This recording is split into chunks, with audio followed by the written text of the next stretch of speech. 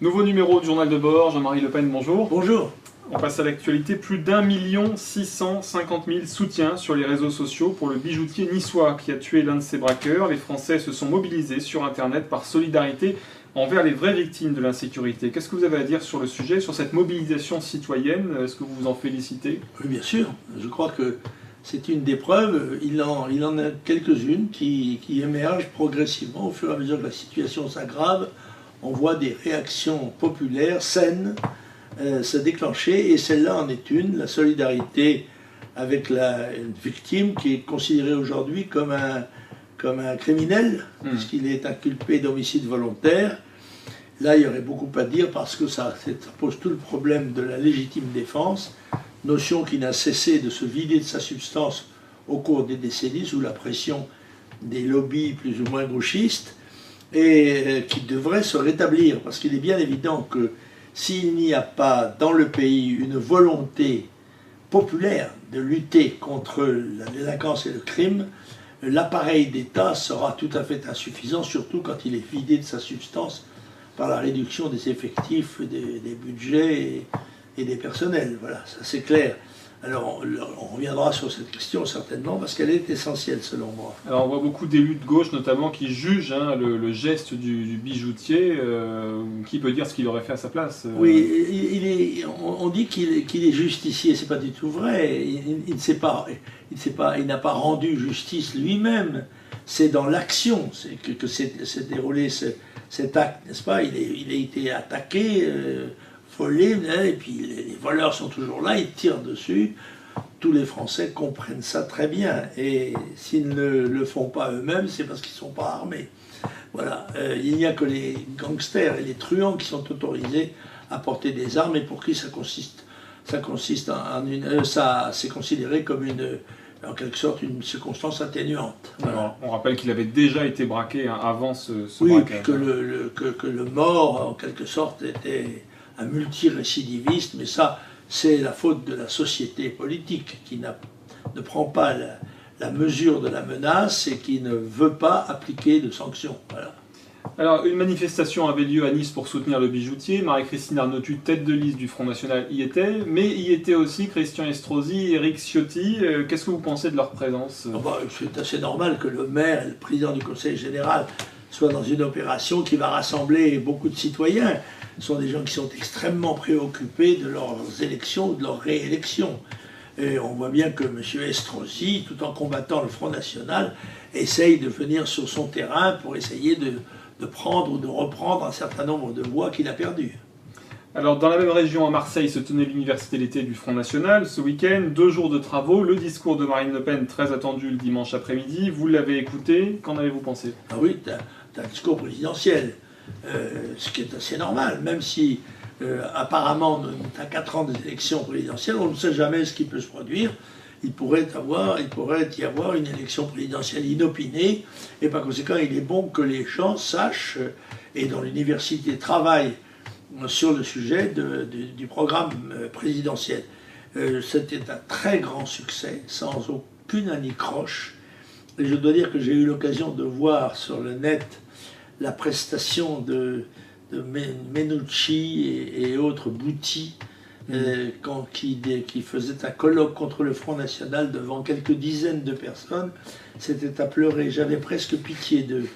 Et je souhaiterais que vous compariez, si vous passez les images de notre réunion, que vous mettiez de temps en temps le colloque de la gauche contre le Front National, parce que son objectif c'était la lutte contre le Front National. Mais tant qu'il n'y aura que ça pour lutter contre le Front National, il y a de beaux jours devant lui. Alors avant de parler de votre propre intervention à l'université l'été, une petite confidence, j'ai pu constater dans les différents aéroports où nous sommes passés, que ce soit à Orly, à Marseille, que vous étiez très bien accueillis, photos, dédicaces. Est-ce qu'il sera en train de se passer quelque chose? Oui, je crois que c'est vrai. Il y a une ouverture, en quelque sorte populaire, vers le Front National et ses représentants.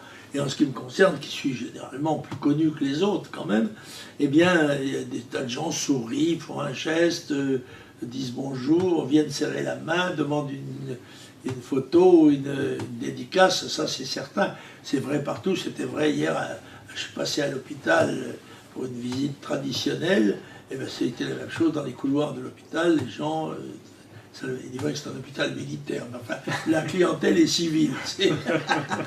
D'accord. On parle d'ailleurs de le fermer, comme c'est un très bel hôpital, très fonctionnel, il n'y a pas de raison qu'on ne le ferme pas. Alors vous interveniez vous-même samedi après-midi sur les 4 I, l'insécurité, immigration, islamisme, impôts injustes et excessifs, qui seraient les 4 plaies du pays, selon vous. Oui, c'est les 4 cavaliers de l'Apocalypse. Ça n'est pas exclusif de tas d'autres maux qui frappent notre société, le chômage, la ruine de l'éducation nationale, etc. Mais j'ai ciblé les 4 principaux, en quelque sorte. Immigration, en effet, islamisme, insécurité et imposition, qui sont, me semble-t-il, les axes sur lesquels nous devons nous battre. Je pense que le message a été bien entendu et bien compris. J'espère qu'il figurera peut-être sur votre antenne. Bien sûr. Alors, on n'est jamais si bien servi que par soi-même. Demandez et l'on vous donnera, frappez et l'on vous ouvrira. Alors pensez-vous que l'insécurité, l'immigration et l'islamisme, les impôts injustes et excessifs, ne soient le fait que des socialistes et de François Hollande, ou est-ce qu'ils ce sont les seuls coupables? Oh, bien sûr que non. C'est exactement, Hollande est exactement dans le droit fil de la politique de Nicolas Sarkozy. Et je crois que, d'ailleurs, je crois que c'est, je ne sais pas si c'est la Cour des comptes qui a noté que dans les 84 mesures, je crois, fiscales qui ont été prises dans les 2 dernières années, eh bien, il y a autant de responsabilités de Hollande que de Sarkozy, et ils se sont partagés, je crois, près de 20 milliards chacun, les nouveaux impôts qu'ils ont infligés aux Français. Non, non, c'est exactement la même politique, c'est l'UMPS, ils n'arriveront pas à s'en dépêtrer. Alors quelque chose d'inquiétant également, c'est la dette qui devrait atteindre 2000 milliards d'euros l'an prochain. Oui, 2000 milliards plus 700 milliards si on y ajoute la dette de la sécurité sociale, enfin les dettes sociales. C'est un gouffre qui est absolument impossible à combler. Et il est évident que les générations, les dernières générations, les 40 dernières années, ont vécu en spéculant sur le fait que les jeunes générations devraient payer leurs dettes. Alors elle a fait un livre contre le Front National. Je vais vous donner quelques déclarations de Nathalie Kosciusko-Morizet sur les Roms qui harcèleraient, selon elle, les Parisiens.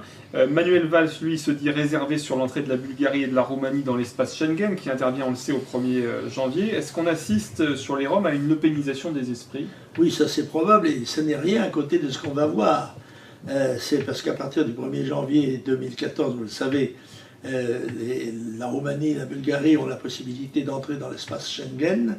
Ils vont entrer dans l'espace Schengen, c'est pas seulement la possibilité. Et il y a en Roumanie et en Bulgarie, et un peu en Hongrie, 12 millions de Roms, qui sont probablement la population la plus misérable d'Europe, et qui savent que les tribunaux français leur accordent 75 € par jour et par tête, si on n'est pas en possibilité de les loger. Par conséquent, ça va être la ruée comparable à celle du Far West. Vous savez, quand on distribuait les terres et qu'on donnait le départ par un coup de pistolet, ils vont arriver, et c'est peut-être le signe un signal à l'opinion publique qui va mieux comprendre, bien qu'elle soit moins dangereuse, mais que cette immigration est représentative du problème général de l'immigration en France. Alors le gouvernement a présenté en Conseil des ministres son projet de réforme des retraites avec à la clé un nouveau choc d'austérité pour les personnes âgées notamment. Beaucoup avaient pourtant voté Hollande pour ne pas que Nicolas Sarkozy accentue cette réforme des retraites. Au final, UMP, PS sur les retraites, c'est la même chose? C'est toujours pareil, c'est la même politique, à quelques nuances près, surtout en période électorale. On accuse certains traits pour essayer de marquer la différence et justifier l'alternance. Mais en fait, la politique est la même, ils sont mondialistes, européistes, immigrationnistes, fiscalistes, rien ne les distingue. Je vais vous lire quelques citations qui datent d'hier. « Mes chers amis, chers présidents, nous avons gagné cette guerre, nous avons chassé les terroristes. Le Mali a choisi un grand président, je le connais depuis longtemps. Voici quelques citations de François Hollande, président français accueilli en héros au Mali hier à la fête d'investiture du président malien Ibrahim Boubacar Keïta. François Hollande a-t-il raison de s'avancer ainsi? Non mais François Hollande a pris là-bas un bain de foule sympathique. C'est le seul endroit du monde où il peut avoir ce genre de résultat, puisqu'il a en effet promis que la France resterait au Mali aussi longtemps qu'il le faudrait. C'est-à-dire ad aeternam, hein, voilà. Puisque la menace terroriste a été frappée, mais pas dispersée. Elle a été dispersée, beaucoup plus qu'anéantie.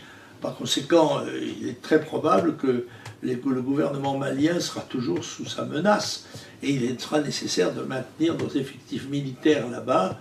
Et c'est cette promesse qui a valu la popularité qu'il a obtenue dans son discours, dans son meeting. Alors le champion du cumul des mandats, le socialiste Michel Delbar, cumule pas moins de 26 mandats et fonctions. Le non-cumul des mandats est de retour sur le devant de la scène. On a vu que les sénateurs l'ont accepté, mais pas pour eux. C'est un multirécidiviste du mandat, lui. Alors est-ce que vous êtes favorable à un non-cumul strict ou est-ce qu'on peut, selon vous, quand même cumuler 2 fonctions, par exemple? Bon, écoutez, je crois que ce sont je vais dire, un point de détail, non? Voilà. Ce n'est pas très important. On pourrait admettre qu'il y ait la possibilité d'avoir 2 mandats. Mais après tout, puisque le président s'est engagé à une véritable réforme, après tout, j'y adhère, eh bien, supprimons la possibilité d'avoir 2 mandats. Ça laissera de la place pour les jeunes. On termine par Jean Roucas, qui a affiché son soutien au Front National lors de l'Université d'été à Marseille. Il a aussitôt perdu un spectacle dans la ville communiste de Gardanne, et la mairie en est très fière. Hein. Oui, il devait s'y attendre, je pense. Mais enfin, Roucas a été courageux. Il y a un certain nombre d'artistes, d'ailleurs, qui se révèlent et je pense qu'ils font comme on dit aujourd'hui, leur outing, n'est-ce pas, qui pensent Front National, mais qui n'osent pas le dire à cause des représailles qui peuvent s'exercer sur eux. J'ai raconté déjà qu'un chanteur connu qui voulait venir chanter au BBR s'était entendu dire si vous allez chanter au BBR, vous ne ferez plus de disques, vous ne passerez plus ni à la radio ni à la télévision et vous n'aurez plus aucun gala. Voilà, autrement dit, on vous accule à mourir de faim. C'est la méthode utilisée par nos adversaires et par les organisations spécialement créées pour nous combattre et subventionnées pour le faire. Donc, il y a des SOS racisme, etc., les droits de l'homme, tout le reste. Ils manifestent pour la démocratie, pourtant, ces gens-là. Ah, bien sûr. Alors, démocratie, que de crimes on commet en ton nom. On passe au conte de la semaine. Le conte de la semaine, ça, il y a abondance de candidats. Mais enfin, j'ai retenu spécialement quand même Peillon. Peillon qui décèle dans le Front National un perpétuel courant de haine. Alors visiblement, M. Peillon n'est jamais venu dans aucune réunion du Front National, il ne connaît pas de gens du Front National, parce qu'en ce qui me concerne, je n'ai jamais trouvé la moindre once de haine, et pourtant il y aurait quelques raisons, quelquefois, de haïr certaines méthodes ou certains personnages, mais il n'y a pas ça au Front National. M. Peillon doit revoir sa copie, parce que là, il a vraiment un zéro pointé.